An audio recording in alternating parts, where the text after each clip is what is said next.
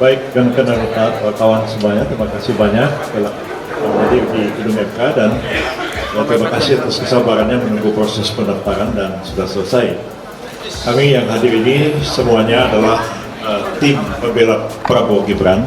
Yang hadir antara lain ini sebelah ini adalah Pak Hinca Panjaitan, ini Pak Oto Hasibuan, ini Pak Oce Kaligis, ini Pak Bos, semua kenal. Pak Hotman Paris, ini Pak Maulana Bungaran, dan lain-lain semua ya. Jadi ada 45 orang anggota tim pembela Prabowo Gibran pada malam hari ini telah menyerahkan surat permohonan untuk menjadi pihak terkait dalam dua perkara yang diajukan ke Mahkamah Konstitusi. Pertama adalah perkara yang diajukan oleh Pak Anies Baswedan dan Pak Mohaimin Iskandar, dan yang kedua adalah perkara yang diajukan oleh Pak Ganjar Pranowo dan Pak Mahfud MD.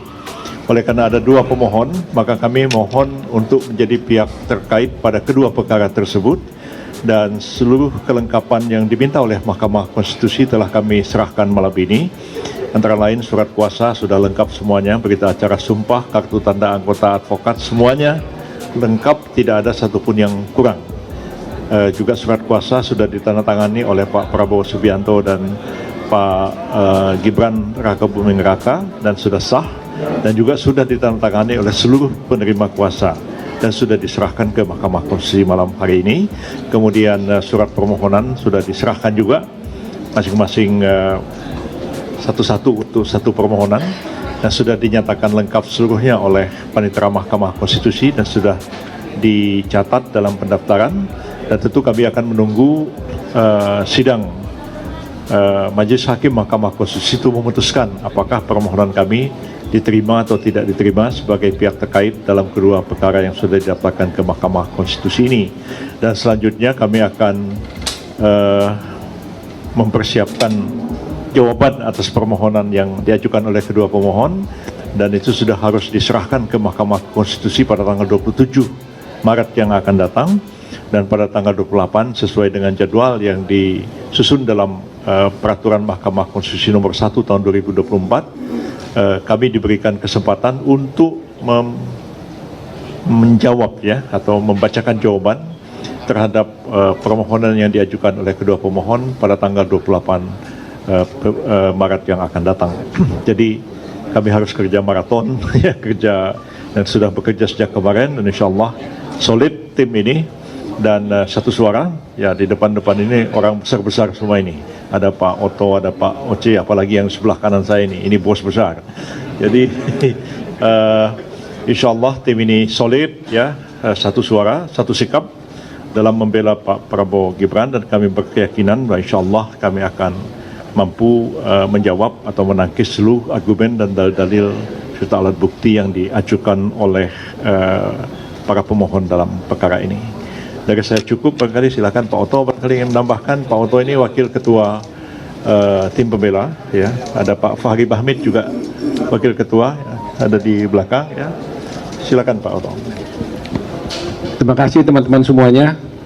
Terima kasih Pak Hinca, Pak Yusril, Pak Hotman, Pak Oce, Pak Maulana, ya, dan teman-teman yang lain ada di sini, Pak Fahri.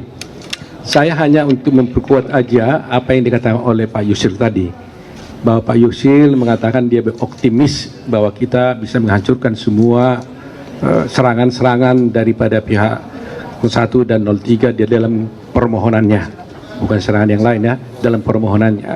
Karena apa? Karena memang secara formal kami melihat bahwa gugatan yang diajukan oleh 01 dan 03 tersebut adalah cacat formil. Cacat formil, cacat prosedural, sehingga karena tidak memenuhi secara formil, maka kami melihat bahwa berpotensi besar bahwa permohonan itu tidak akan dapat diterima. Itu yang paling mendasar. Karena apa? Alasan kami karena bahwa sengketa yang disampaikan sekarang ini sesungguhnya adalah dalil-dalilnya itu mengenai soal proses pelanggaran-pelanggaran di dalam pemilu. Padahal kalau pelanggaran-pelanggaran dalam pemilu itu adalah ranahnya Bawaslu. Yang Bawaslu bisa masuk ke Petun, bisa masuk ke Mahkamah Agung. Sedangkan yang dimasukkan di dalam MK ini, yang ranahnya MK ini adalah merupakan perselisihan tentang hasil pemilu, ya. Dan itu tegas diatur di dalam pasal 476 Undang-Undang Pemilu dan telah diadopsi di dalam peraturan Mahkamah Konstitusi tahun 2023 yang tegas menyatakan bahwa untuk mengajukan permohonan saja itu di dalam PMK itu diatur apa yang harus dimohonkan. Pokok-pokok permohonan itu jelas diatur di sana adalah harus mengenai tentang perhitungan suara mana yang benar, mana yang tidak benar. Itu saja yang diatur sana. Petitumnya pun haruslah membatalkan tentang keputusan KPU tentang perhitungan suara.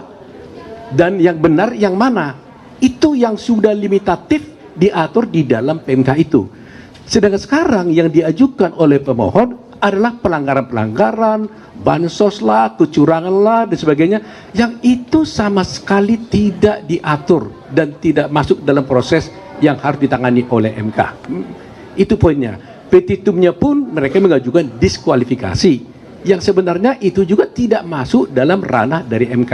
Sehingga kalau persoalan bukti mungkin kami yakin betul dari segi bukti pun yang dikatakan dipersoalkan tentang Gibran, dikatakan bahwa tidak memenuhi syarat untuk dicalonkan menjadi wakil presiden, itu juga saya kira sudah gampang dipatahkan, karena bagaimanapun Gibran masuk menjadi calon presiden itu jelas adalah telah diputuskan dalam putusan MK yang sudah final and binding.